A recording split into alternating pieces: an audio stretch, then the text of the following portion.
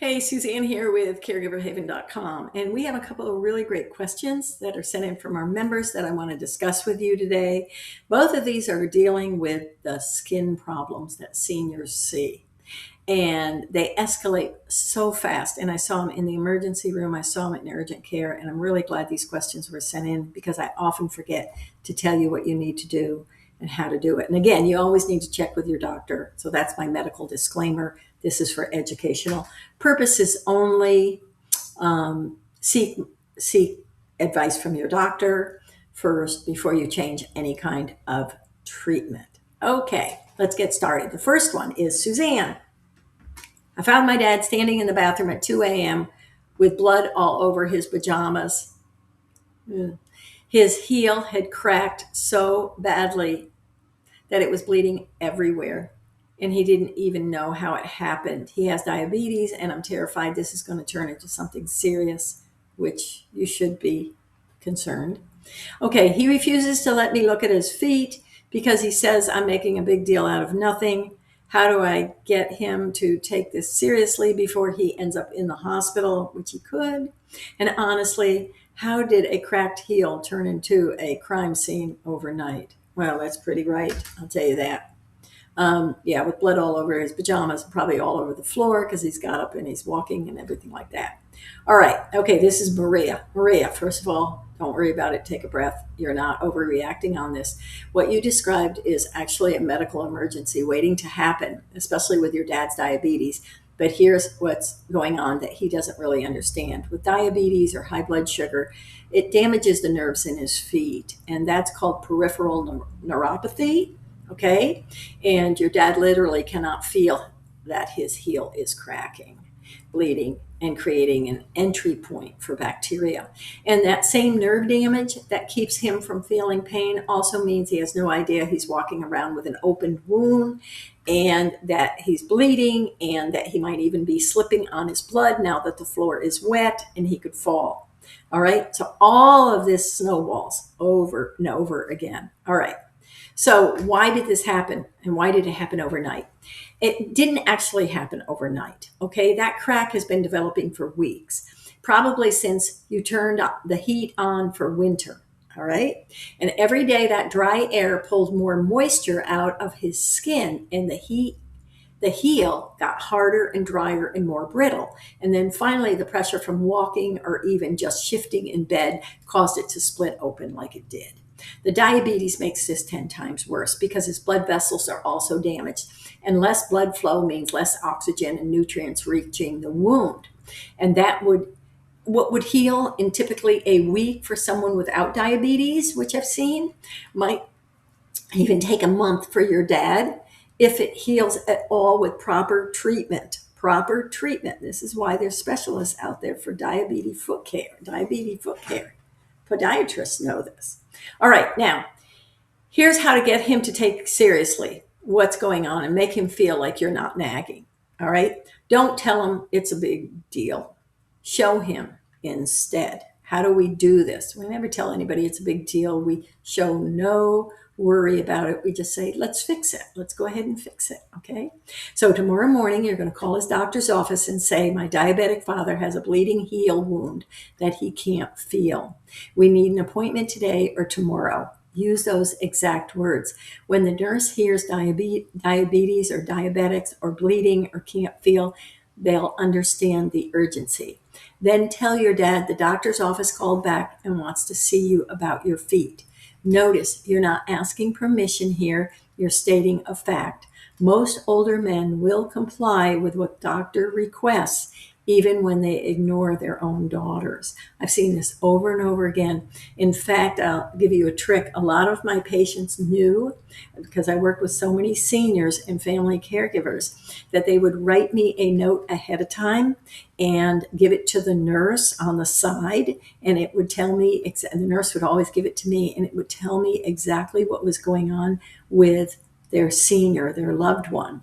And I was the type of person that really cared that the communication was there, but I also knew that if I said something as a physician assistant, that the patient would hear it when they wouldn't hear it from their daughter or their son. So sometimes the note didn't explain everything I needed. And so what I would do is I would have the nurse go in and say to the daughter, the front desk needs you for some more paperwork. And can you come with me for just a minute? And the patient, the senior, would sit in the exam room by him or herself. And when the daughter or son came out, I would have that conversation with them away from the door and in the hallway in a private area. I would have a conversation with the son or daughter caregiver and get more details as to what they were needing me to say or do in the exam. It was a real partnership, and it was amazing that we could do that. All right, but you're not there. I'm not there. I can't do that for you anymore. But anyway, see, that's something maybe your doctor would do. You never know, or their doctor would do, and you never know unless you ask. All right, so let's go on. So meantime, while you're waiting for a doctor's appointment, warm water always helps because it opens up those blood vessels and it gets more blood going to the area that needs to start to heal. And also mild soap, not fragrance. Don't use fragrances. And then don't rub it. Pat it dry. Now, the other thing is, it's bleeding. So you don't want gauze that's going to stick, because when you pull off the gauze, it's going to start the wound all over again. It's going to open it back up again. So you need some kind of cream to act as a barrier. And this is my sticking point after years of working in the emergency room. And again, you can check with your doctor on this. You can check with, I'd say the nurse, but I've seen too many nurses say this wrong. And you got to check with the doc. Actually, ask the doctor what cream you should use. Most of us, almost all physicians, use mupirocin. It's mupirocin, mupirocin cream. The prescription product is known as Bactroban, but the over the counter, it's known as mupirocin cream or bacitracin. And you use that because it has antibacterial properties in it, and it's a moisturizer too. It does not dry out the skin like Neosporin does. People have come into the emergency room with wounds. They've had stitches. They've put Neosporin on it. You go to take out the stitches, and the whole thing opens right back up again because Neosporin dried out the skin, and the skin cannot heal without water. So you need a moisturizer, not a drying tool like Neosporin. Okay? Does Neosporin kill bacteria? Yes, it does. By what? By taking the water out of the area. Bacteria can't live without water, neither can we. So that's how it works. It's antibacterial, but it doesn't moisturize. It dries out the skin, whereas bacitracin or mupirocin cream is a moisturizer and an antibacterial cream. That's why the smartest doctors use it. I can't say that any other way. I might get in trouble. I don't know, but I'm just telling you. Okay, so again, check with the doctor, see what they say, but that's what we use. All right. So check for redness, spreading, swelling, pus, any of these things. If you see it, you're going to have to use the ER because these things are not going to heal on their own, unfortunately. So that's just the way it is. All right. Question number 2. I hesitate to share such fine details with you about some products, but I just have seen it for so many years that I have to tell you, what I feel there. All right. So let's look at question number 2, because you want to stay on top of these open areas.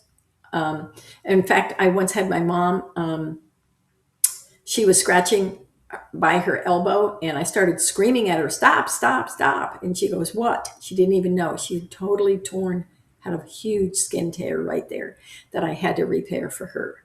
And again, that mupirocin cream is great because you slather that on after you get the skin back over, and it's fabulous. I'll tell you more about that. I've got a tool for you that tells you all this stuff. So you go ahead and click on that, get that.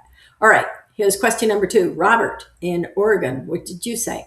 My mother-in-law fell last week and caught herself on the edge of the kitchen counter. Oh, it tore her skin on her forearm pretty badly, like a flap of skin just peeled back. My wife panicked and slathered it with Neosporin and wrapped it tight with gauze. Ooh. 3 days later, when we changed the bandage, the gauze was stuck to the wound and we had to soak it off. Of course you did, because Neosporin does what? It dries it out. Okay. The skin flap is now dark and crusty and doesn't look like it's reattaching at all. It's probably not. Okay. In the urgent care, in the ER, when these skin flaps aren't put back immediately and it's more than, 12 hours, it's not going to work. That skin's going to die. Okay. But if I can get it back on over the wound, it's beautiful again. It's just gorgeous. Okay. It protects the wound too. It's like a scab. All right. Even if that skin flap dies, it's still a scab over the wound area. All right. Did we mess this up? Can we fix it? Or does she need to see a doctor at this point? My wife feels horrible about this. All right. First of all, your wife, she was doing the best she did. But this skin tear, it just separated the skin, a layer of skin from the tissue. All right, no big deal. It's created this flap. Aging skin is very fragile. We know that. And it has less collagen and less elasticity and almost no fat padding for protection. And that's why it tears so easily. There's nothing we can do about that. The goal with skin tears is to get that flap back into position and keep it moist so it can reattach to the underlying tissue. Think of it as a piece of tape that's dried out. If you add moisture back in, it can stick again. But if it stays dry, it becomes brittle and useless. Okay? So here's what's wrong. The Neosporin and most antibiotic creams actually are going to dry out the wounds. And that's another point too. I talk about bacitracin and I talk about mupirocin cream. Well, I think Neosporin has come out with a Neosporin plus bacitracin cream. Like it's a combo cream. No, I still don't recommend it. Check with your doctor. Still don't recommend it. Get just the mupirocin cream. You don't want to dry out the skin. And the second problem is regular gauze. You can't have regular gauze. You've got to have the non-stick. And you got to slather that cream on because you do not want that gauze touching one bit of that wound because it'll pull it back up again. It'll pull it back up. All right? So you're right to soak it to get it back off again. I've done that 1,000 times to put the moisture back in so I can slowly get it off. And I will tell you that if you're going to the grocery store or any drugstore, get the mupirocin cream. Again, it's over the counter, or you can use a plain petroleum jelly. You can use that. All right. You also need nonstick gauze, and you need a soft, what I call an ACE bandage or paper tape. I like the ACE bandage because it puts pressure on that and it makes that skin tear stick back again. All right. If the area is dirty, if the counter was dirty or the dirt, she fell in the dirt and she tore it that way, you've got to clean it. And I usually just cleaned it by just pouring water over it with a squeeze bottle as lightly, as gently as I could. And again, I slathered it with that bacitracin or mupirocin cream. No combo, just that, to put to get antibiotics back into it again with the moisturizer. Okay. I've spent a half hour putting skin tears back together again. So I get the tweezers, clean tweezers, and I just work at slowly unraveling that skin tear. It's amazing. It comes right back and it covers almost the whole thing. Not usually always, but almost the whole thing. So go ahead and try that. Once that flap is in position, you're going to slather it with that mupirocin or petroleum jelly, and then you're going to cover it with nonstick, and then you're going to secure it with an ACE wrap, snug, but not too tight. Leave it on for several days, at least 2 full days, unless you start seeing redness or swelling, or she or he complains of pain. You're going to have to peek at it then and take a look. All right. But then when you get it off, hopefully it won't be sticking because the cream did its job. And the skin flap may be completely dead, but it will act as a scab over the area. And that's how you fix it. That's how you do it. And most of these are arms and legs. Okay. So you're not going to wrap an ace wrap around the trunk of somebody's stomach or around their head. Most of them are skin flaps on the arms and legs. So if you have any questions, check with your doctor. All right. But get the winter skin protection shopping list I have below with all these names on them and get the exact products you need so you'll always have them on hand. And happy winter. Take care. Bye bye.